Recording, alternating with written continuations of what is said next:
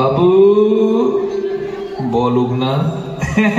বুঝতে পেরেছি, আপনি কৃষ্ণ ভগবানের পদ গাইছেন, তাই তো? হ্যাঁ, ঠিক ধরেছিস।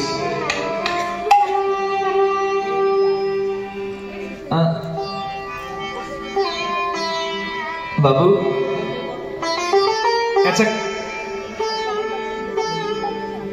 আচ্ছা, কি বললেন আপনি? আমি সেটা বুঝতে পারি না, আমি তো মূর্খ। আপনি তো পণ্ডিত, একটু বলুন। আমি বললাম দেহি তুলসী তিল দেহ মন সমর্পণ। যদি কেউ তুলসী পত্র দিয়ে গোবিন্দকে ডাকে তাহলেই হয়। ও, আর যদি তুলসী পাতা না থাকে তাহলে গোপালকে কি দিয়ে ডাকবে? বা তুই তোর তোর ঘর তোর ব্রেনে তো মাথা আছে, তোর ঘটে দারুণ বুদ্ধি। ভগবানকে তুলসী পাতা যদি না থাকে কি দেব? মূল হবে তুলসী, ভক্তি হবে চন্দন, আর চোখের জল হবে গঙ্গা জল। কোনো যেন অজুহাত না থাকে। যদি কিছু করার থাকে না, তখন তার অজুহাত সাজে না। কি মান? বিশ্ব যদি চলে যায় কাঁদতে কাঁদতে, তুমি থাকতে বাধ্য কর্তব্য সাধিতে। আর সব থেকে বড় কর্তব্য হচ্ছে মানব জীবনের হরিভজন। পত্রং পুষ্পং ফলং তোয়ং যো মে ভক্তা প্রযচ্ছতি তদহং ভক্তি পরিতোষামি প্রযতাত্মনঃ। তুলসী পত্র না থাকলে মন তুলসী দিলে হবে। ও, আর আর আর গোবিন্দের ভক্ত হতে গেলে মানে কি কি গুণ লাগে? গুণ থাকলেও হয়, গুণ না থাকলেও গোবিন্দের ভক্ত হওয়া যায়। গণইতে দোষ গুণ লেশ না পাওবে, আমার গণইতে দোষ গুণ লেশ না পাওবে। মাধব ছড়ছু করবি বিচার,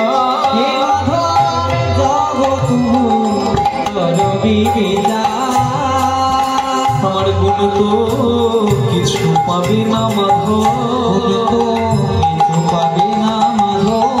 শুধু রাশি রাশি দোষ পাবে, তো কিছু পাবে না মাধব। শুধু রাশি রাশি দোষ পাবে। তুমি যখন বিচার করে দেখবে, রাশি রাশি দোষ পাবে। যখন বিচার করে দেখবে, রাশি রাশি দোষ পাবে। যখন বিচার করে দেখবে, রাশি রাশি দোষ পাবে। আমার গুণ তো কিছু পাবে না মাধব, মাধব যাব তবু করবি বিচার। তো মানে একটা সাধুও ভগবানকে ডাকতে পারে, একটা চোরও ডাকতে পারে। হ্যাঁ,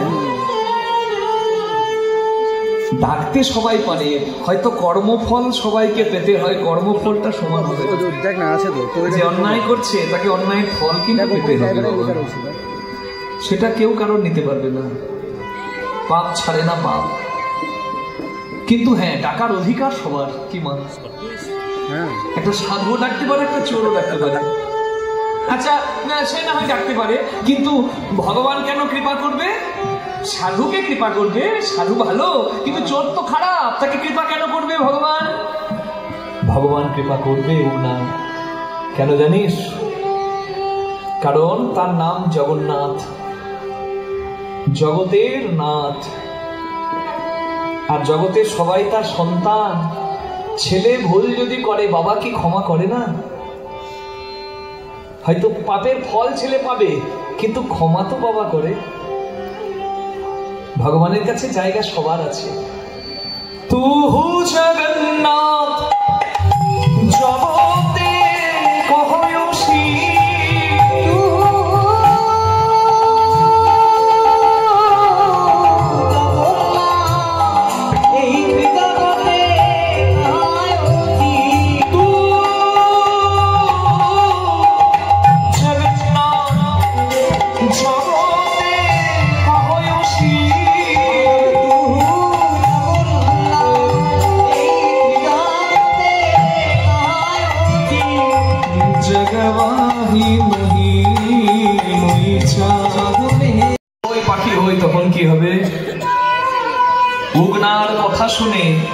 একটা চাকরের এরকম কথা শুনে, এরকম প্রশ্ন শুনে বিদ্যাপতি মাথা ঘুরে গেছে।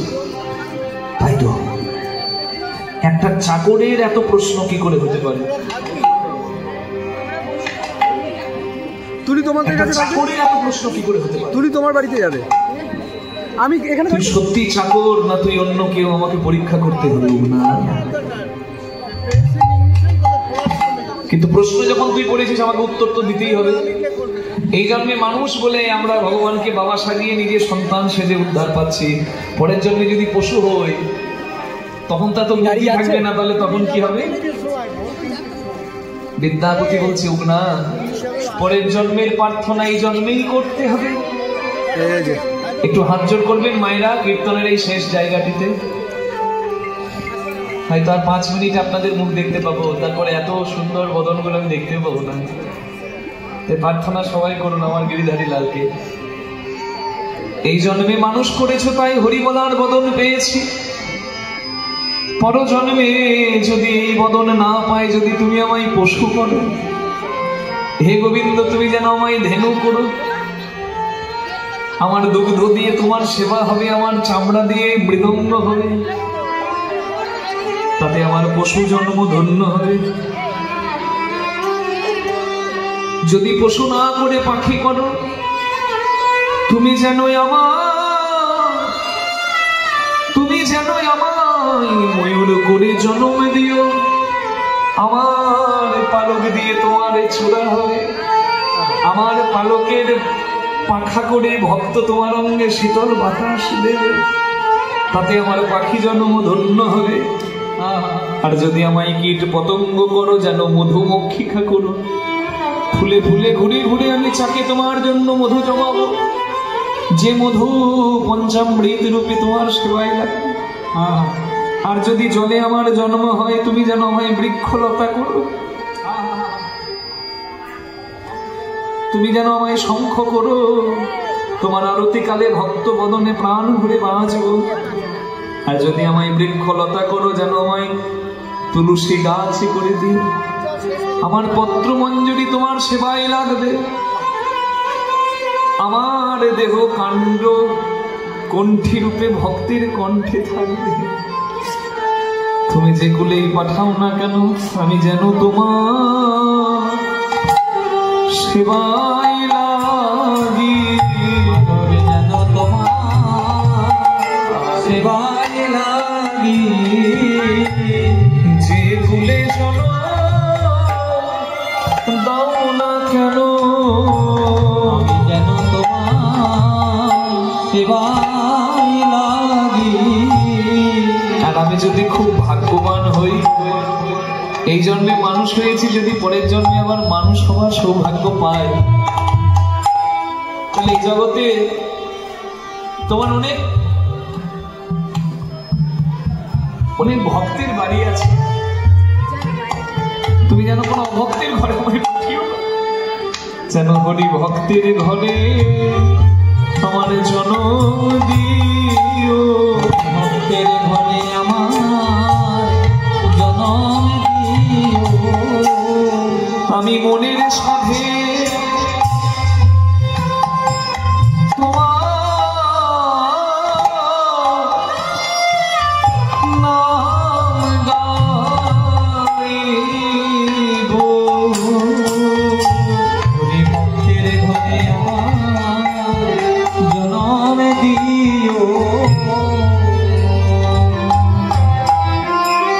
মানুষ পশু পাখিকে জন্মে অথবা কীট পতঙ্গ, জানি করম বিপাকে গতাগতি পুনঃ পুনঃ মতির ভূতোয়া পদ। সবাই হাত জোড় করুন। ঘনই বিদ্যাপতি অতিশয় কাতর, বিদ্যাপতি অতিশয় কাতর, তরইতেই হো ভব সিন্ধু, তরইতেই হো ভব সিন্ধু। দুয়াপদ পল্লব করু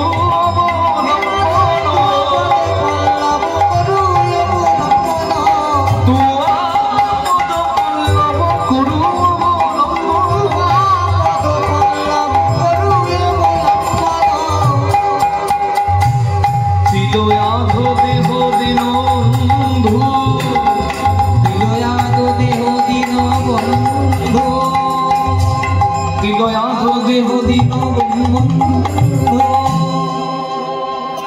প্রার্থনা আমরা করতে পারি না এই হরিবাসরে বসে?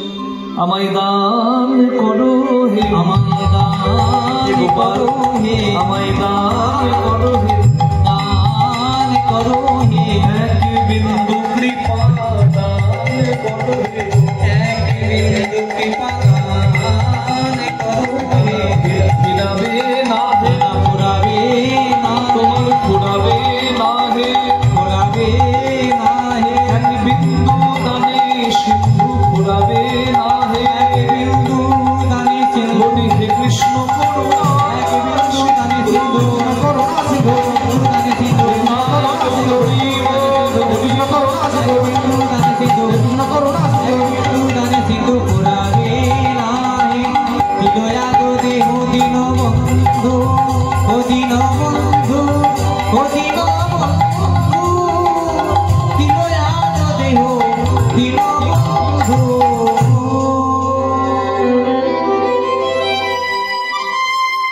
বিদ্যাপতির গান শেষ হয়ে গেছে, কিন্তু চাকর অগ্নার চোখ খুলছে না।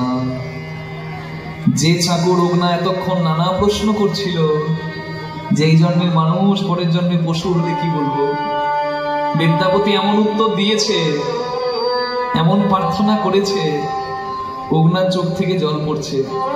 আর অগ্না এত কাঁদছে, তার গামছা ভিজে গেছে, চাকর অগ্নার গামছা ভিজে গেছে, ধুতি ভিজে গেছে, এমনকি যে মাটিতে বসেছিল সেই মাটিটা ভিজে গেছে।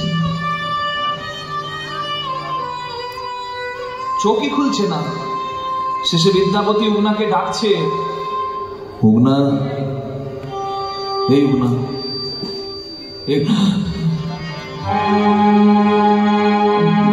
বাবু আপনি আমায় ডাকলেন, আপনার গান শেষ হয়ে গেছে। কি রে, আমি গানটা লিখেছি, আমি গানটা সুর দিয়েছি, আমি গানটা গাইছি, কিন্তু আমার তো এত চোখে জল পড়ছে না। তুই এত কাঁদছিস কি করে? বিশ্বাস করো না, আমি জীবনে অনেক মানুষ দেখেছি, তবে হরি নামে এত কাঁদতে পারে আমি তোর মতো কাউকে দেখি না। তুই সত্যি একটা অনাথ শিশু,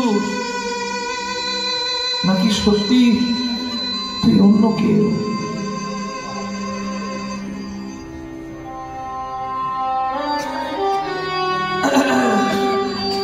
অগ্না, আমার গলাটা শুকিয়ে গেল রে, আমাকে একটু জল খাওয়া না বাবা, জল খাওয়া।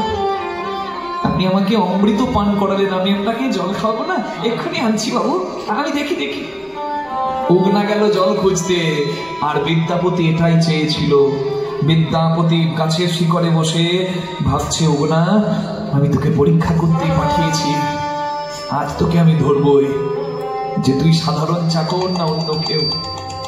আমি জানি এই জায়গার পূর্ব পশ্চিম উত্তর দক্ষিণ ঈশান অগ্নি নৈঋত বায়ু কোথাও জল নেই। তুই যদি সাধারণ কেউ হোস তাহলে আমায় জল খাওয়াতে পারবি না, কিন্তু তুই যদি অসাধারণ কেউ হোস তাহলে আমার তেষ্টা মেটাবার জন্য তুই যেখান থেকে হোক জল আনবি। আমার ঋণ শোধ করার জন্য আমি তোকে অমৃত পান করিয়েছি, হরিনামামৃত, তুই আমাকে জল অন্তত পান করাবি, দেখি কি করিস। যা ভেবেছিল তাই হলো। এদিক ওদিক খুঁজে অগ্না জল না পেয়ে শেষে গাছের আড়ালে গিয়ে নিজের জটা থেকে ঝর্ণার ধারার মতো জল বের করে বটপাতার ঠোঙায় পরিপূর্ণ করে বিদ্যাপতির জন্য তুলে দিল। বাবু বাবু এই জল এনেছি, আপনি পান করুন। দাঁড়াবো না,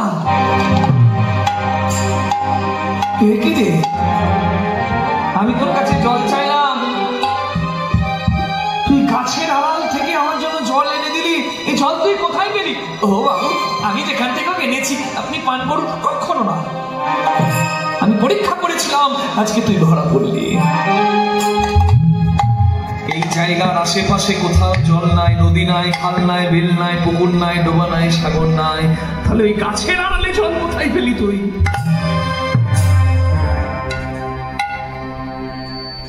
তুই উত্তর দে, নাহলে তোর সঙ্গে আমার সম্পর্ক শেষ।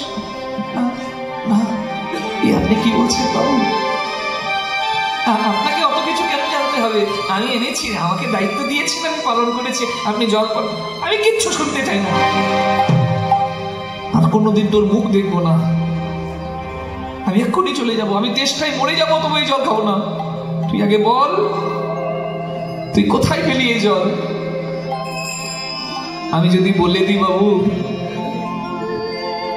তাহলেও যে আপনি আমাকে আর জায়গা দেবেন না, আমাকে চলে যেতে হবে। আমার এখানে চাকর হয়ে থাকা হবে না। আমি কিচ্ছু শুনতে চাই না। পরিচয় দে, কে তুই? আমি কি সত্যি জানতে চান বাবু? বেশ, ওগো বিদ্যাপতি ঠাকুর, তুমি আমার উপর পুরো আশ্বাস রাখতে পারো, পুরো বিশ্বাস রাখতে পারো। এই জল আমি যেখান থেকে সেখান থেকে আনি না। এই জল আমি আমার মাথা হতে এনেছি, আমার মাথা হতে এনেছি। এ যে শুদ্ধ গঙ্গা জল, আমার মাথা হতে এনেছি। এ যে শুদ্ধ গঙ্গা জল। তুমি নির্দ্বিধায় পান করো।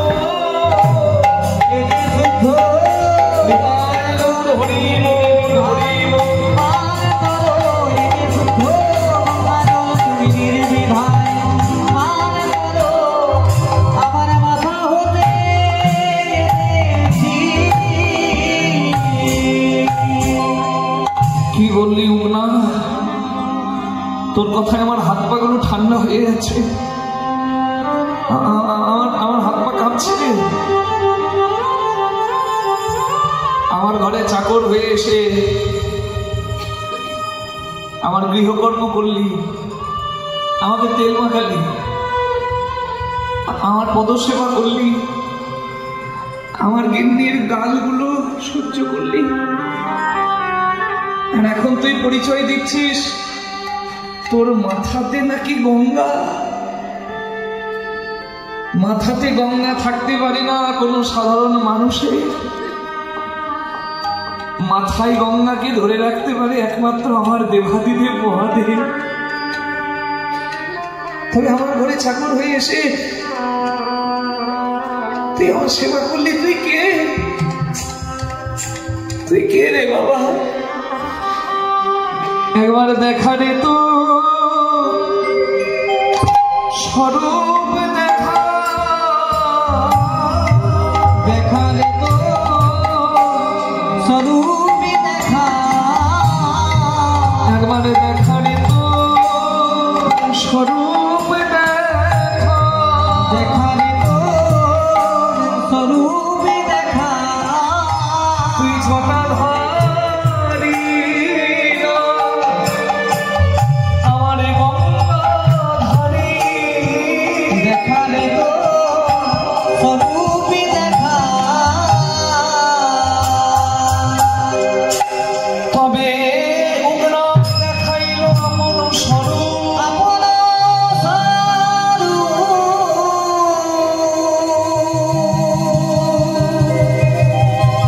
উগ্রা ধরিল তখন দেবাদিদেব মহাদেব রূপ।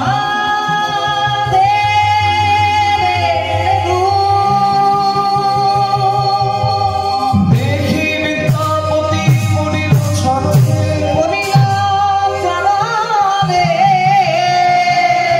হারাতে হারাতে বলে কাঁদে ঘনে ঘনে। কাঁদে ঘনে ঘনে। ওম নমঃ শিবায় শান্তায় কারণত্রায় হেতবে নিবেদয়ামি সাধমাनं ত্বঙ্গতি পরমেশ্বরং। নিবেদয়ামি সাধমাनं ত্বঙ্গতি পরমেশ্বরং। ওম নমঃ শিবায়।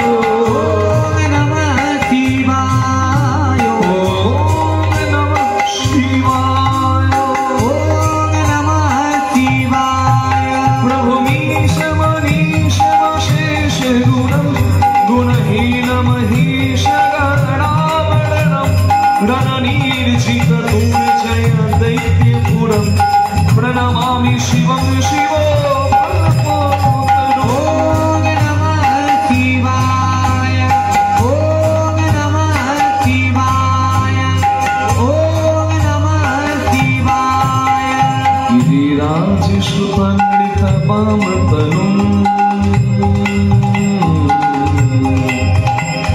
गिरिराज सुतान्वित तनु निंदित। তুমি কিনা আমার ঘরে এসে আমার চাকর হয়ে সেবা করলে, আমার পদ সেবা করলে, আমার গিন্নির মুখে গালি সহ্য করলে। তুমি তো সর্বত্যাগী,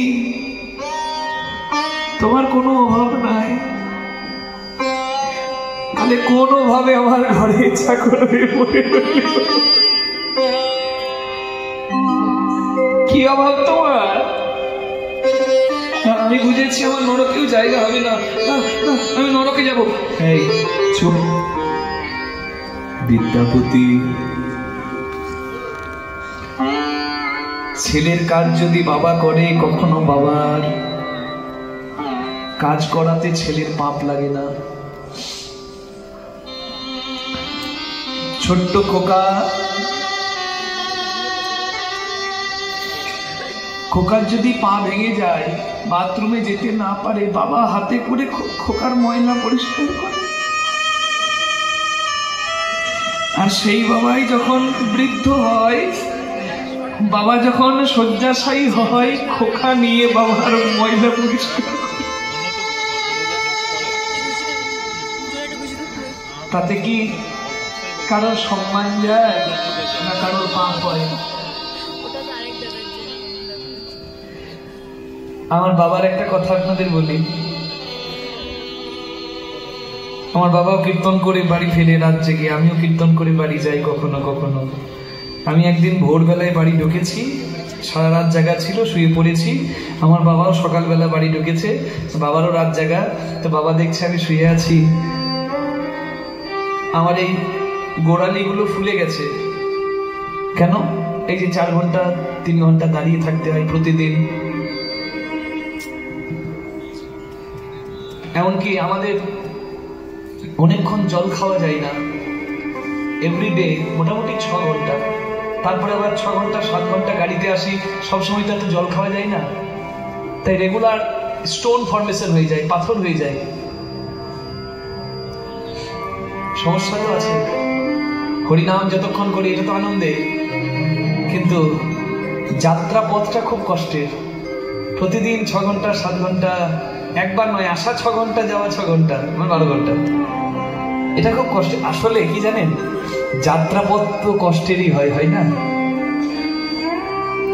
যাত্রাপথ বলতে আমি শুধু কীর্তনে যাত্রাপথ বলি নাই, এই সংসারের যাত্রাপথও বলছি। যাত্রাপথ কিন্তু কষ্টের হবে, কিন্তু গন্তব্য যদি ঠিক কেউ করে ফেলে, তাহলে যত কষ্ট হোক যেতে, দিনে কিন্তু আনন্দই হবে। ওই জন্য হরিনাম করা অভ্যাস। আজকে হয়তো আমি দেখতে পাচ্ছি না, কিন্তু অভ্যাসের গুণে শেষ দিনও আমার বদলে সেই প্রার্থনাই থাকবে। আর তখন কেউ না আসুক, সেই প্রার্থনা পূরণ করতে আমার হরি আসবে। ভাগবত বলেছে।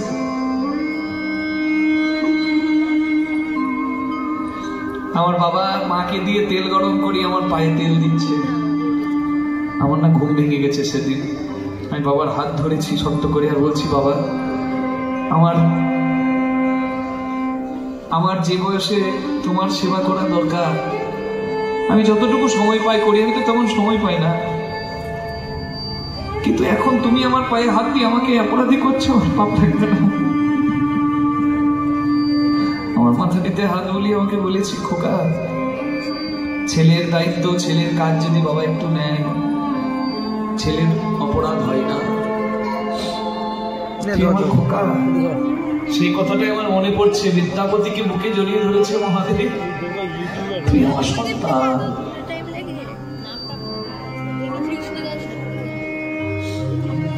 কিন্তু আজকে আমার পরিচয় তুই জেনে নিলি, আর যে আমার এখানে থাকা হবে না, আমার চাকর হয়ে আর থাকা হবে না, আমি এক্ষুনি বিদায় নিচ্ছি। না, তুমি চলে গেলে আমি কি নিয়ে থাকবো? না, চিরদিন কি বাবা কখনো চোখের সামনে থাকে? এই পরিবার থেকেও তো পিতৃদেব বিদায় নিয়েছেন, আমার নগরবাসী বাবা বিদায় নিয়েছে না। আসলে বাবা চিরদিন কি থাকবে চোখের সামনে? কিন্তু হ্যাঁ, আমি যেখানেই থাকি আমি তোকে চিরদিন আশীর্বাদ করবো, যেমন এই পরিবারকে আশীর্বাদ করেছে, তাই তো এই পরিবারের জয় জয় হচ্ছে। আমি আশীর্বাদ করছি, আমি তোর উঠানে শিবলিঙ্গ হয়ে উঠব। প্রতিদিন শিব পূজার পরে একটা করে কৃষ্ণের পদ আমায় শোনাবি। আমার কোনো অভাব নাই, তুই জানতে চেয়েছিলিস আমার কি অভাব, আমি কেন তোর ঘরে চাকর হয়েছি। আমি যার নাম পঞ্চমুখে গাই, রাম নাম, হরি নাম, যে নাম গাইতে আমার ভালো লাগে, সেই নাম এত সুন্দর তুই কীর্তন করিস যে তোর মুখে কীর্তন শোনার জন্য আমি তোর ঘরে চাকর হয়ে রয়ে গেলাম। তবে আজ আমি চলে যাচ্ছি, তোর উঠানে আমি শিবলিঙ্গ হয়ে উঠবো, তুই একটা করে কৃষ্ণের পদ আমাকে শিব পূজার পরে গেয়ে শোনাবি। বিদ্যাপতির শেষ জীবনটা খুব কষ্টে কেটেছে জানেন, সবার চোখ দিয়ে দেখ, কিন্তু তবুও যতদিন ছিল একটা করে কৃষ্ণের পদ গিয়ে শুনিয়েছে। ওই যে শিব সিং মহারাজার স্ত্রী বিদ্যাপতিকে ভালোবেসেছিল, বুঝিনি? রাজা নিজের স্ত্রীকে শোধরাতে পারে নাই, শেষে বাধ্য হয়ে যে বিদ্যাপতি নিজের প্রিয় ছিল, যাকে নিজের পাশে বসিয়েছিল, সেই বিদ্যাপতিকে শেষ পর্যন্ত রাজা শুলিতে মৃত্যুদণ্ড দেয়।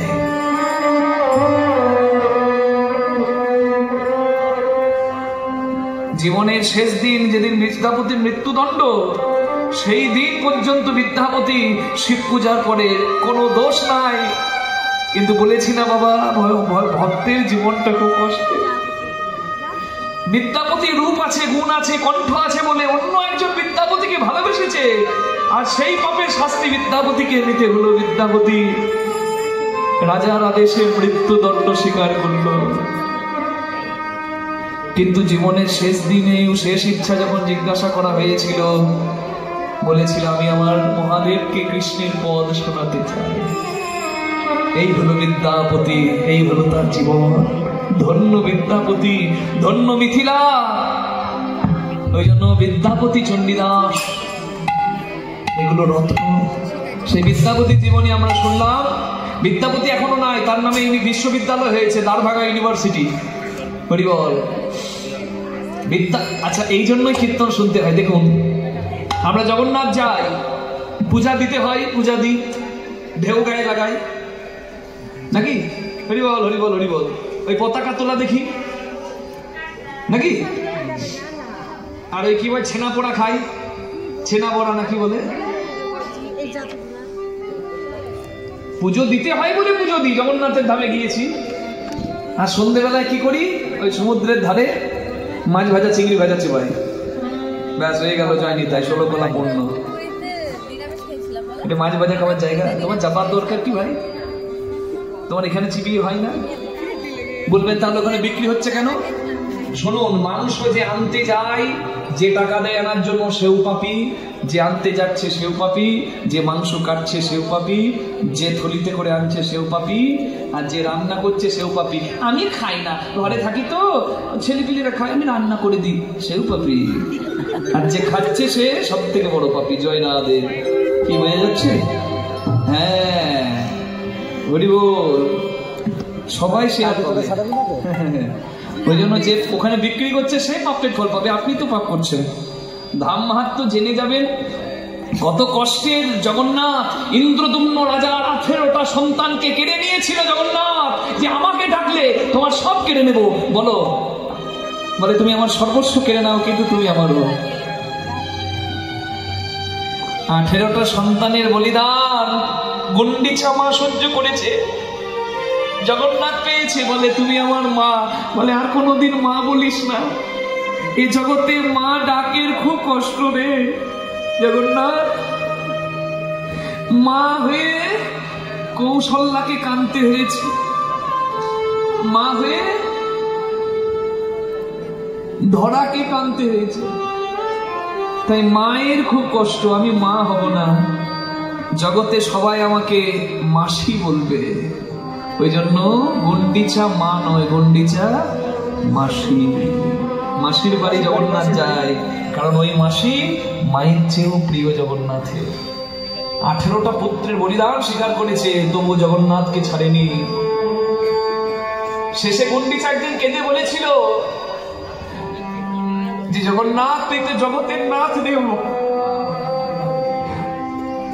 তুই আমার 18টা ছেলেকে কেন নিলি রে? বলে তুমি তো বলেছ আমাকে জগন্নাথ, আমি যদি জগতের নাথ হই, আমার বাবা ইন্দ্রধন্য আমার জন্য মন্দির করেছে, আমার পূজা হবে, কিন্তু পৈতৃক সম্পত্তি কেউ ছাড়ে না। 18টা বংশধর যদি তোমার থাকে, 18 জন, তাহলে বলবে আমাদের মন্দির, আমাদের জগন্নাথ, আমাদের ঠাকুর, তাহলে জগন্নাথ আমি কি করে হলাম? তাই আমি সব কেড়ে নিয়েছি। হরি হরি হরি বল। এখনো 18 নালা আছে পুরীতে, ওই 18টা সন্তানের উদ্দেশ্যে করা। যদিও জগন্নাথ কৃপা করে শুনেছি নাকি 18 সন্তানকে ফিরিয়ে দিয়েছিল, কিন্তু তার কোনো জগন্নাথ পুরাণে উল্লেখ নাই। তাই আপনাদের সামনে বলি, ধাম মাহাত্ম্য জেনে যাবেন। এই যে আপনারা শুনলেন ধাম মাহাত্ম্য, এতে কি হবে জানেন?